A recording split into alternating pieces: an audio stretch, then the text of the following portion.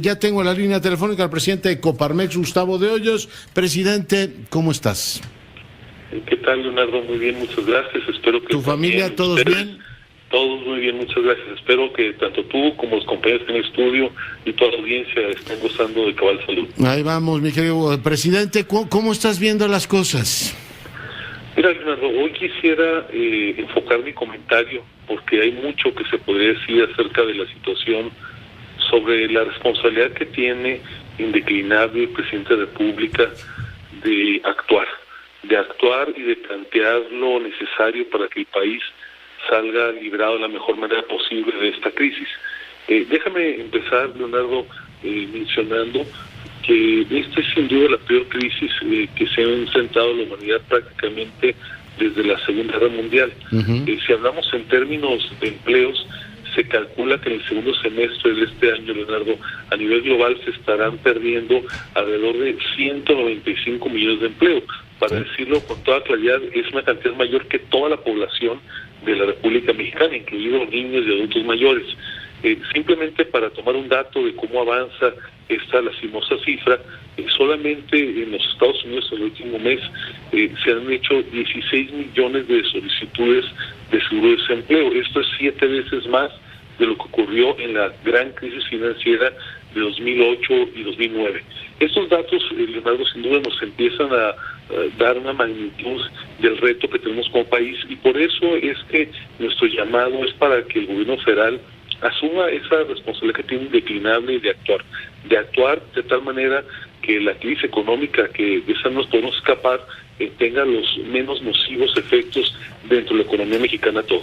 Y déjame darte algunos datos de por qué nos parece en la Coparmex que la actuación se ha quedado corta hasta la fecha. Si por ejemplo volteamos hacia el norte, en los Estados Unidos, se están inyectando en la economía $2 billones. Esto es prácticamente el 10% del Producto Interno Bruto, pero si volteamos al sur, Leonardo, vemos que, por ejemplo, Chile, apoyando a lo que son los salarios y a proteger los empleos, se está destinando el 5% del Producto Interno Bruto. Si también comparamos con algunos otros países más pequeños, encontramos también esfuerzos similares. Y para decirlo de manera resumida, la CEPAL, que es la que analiza a nivel Latinoamérica toda la cuestión económica, un organismo internacional del cual México es parte, ha señalado que las acciones más eficaces tendrán que ver con apoyos al salario para compensar las pérdidas de ingresos que se van a tener, incluyendo apoyos gubernamentales para tener subsidios a los salarios, fortalecer los seguros de desempleo y apoyar cuando haya estas suspensiones de manera generalizada en los trabajos. Es decir, tanto en los países como en las organizaciones internacionales, también cito aquí el caso de la Organización Internacional del Trabajo, han reconocido que apoyar a las empresas es el mejor vehículo para preservar en el mediano plazo el empleo y el ingreso de las familias. ¿Por qué traigo todo esto a colación, Leonardo? Porque infortunadamente esto, que es ya prácticamente una norma general en el mundo ante esta pandemia, no se está aplicando en México. Si no se toman medidas pronto, el golpe que vamos a tener en la economía podría ser todavía mayor del que por sí mismo podríamos tener. Simplemente por ejemplificar, decirte que lo que hoy más se empieza a preocupar en las empresas, y estoy seguro que a millones de trabajadores, es si va a haber manera que a partir del 1 de mayo, del 2 de mayo, para decirlo con claridad, se pueda cubrir su sueldo. Sabemos que durante este mes de abril, en base al decreto que emitió el gobierno federal, la inmensa mayoría de los trabajadores que pueden hacerlo, que no están en las empresas esenciales, están en su casa, algunos haciendo trabajo desde casa, otros no hay manera de que lo lleven a cabo, pero recibiendo en su inmensa mayoría el 100% de su remuneración. La pregunta es, ¿qué va a pasar a partir del mes de mayo? Es evidente, Leonardo, que la mayor parte de las unidades económicas no podrán mantener este paso por mucho tiempo más.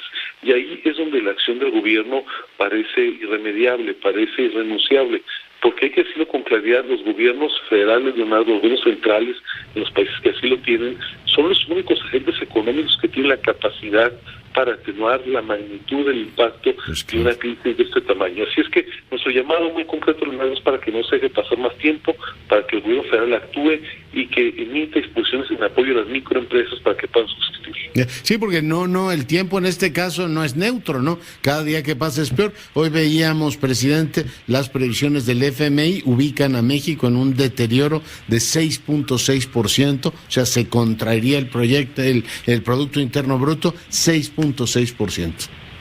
Es terrible esta información, Leonardo. Simplemente decirte que la pérdida de empleos que podríamos experimentar si se toman medidas ya cuanto antes, podría representar el equivalente a lo que México logró recuperar en toda una década después desde la crisis que se dio en el 2009. Es decir, estamos ante una disyuntiva de si se actúa a tiempo, poder atenuar, no desaparecer, pero sí atenuar el daño en millones de empleos, o por el contrario, sentarnos a esperar a cómo cientos de miles de personas pierden su fuente de ingreso. Sí, es absolutamente, bueno, pues inquietante. Ve uno por otra parte, pues que hay reacciones del sector privado, las empresas que tienen hospitales. Veo que también, ayer platicaba con el representante de IATA en México, que los concesionarios de aeropuertos privados están dando facilidades, lo han hecho también los bancos. La idea sería tratar de jalar todos parejos y tener un ambiente como de solidaridad, sabiendo efectivamente que hay el gran actor racional unificado que es el Estado, que está detrás apoyando el esfuerzo colectivo. Gustavo.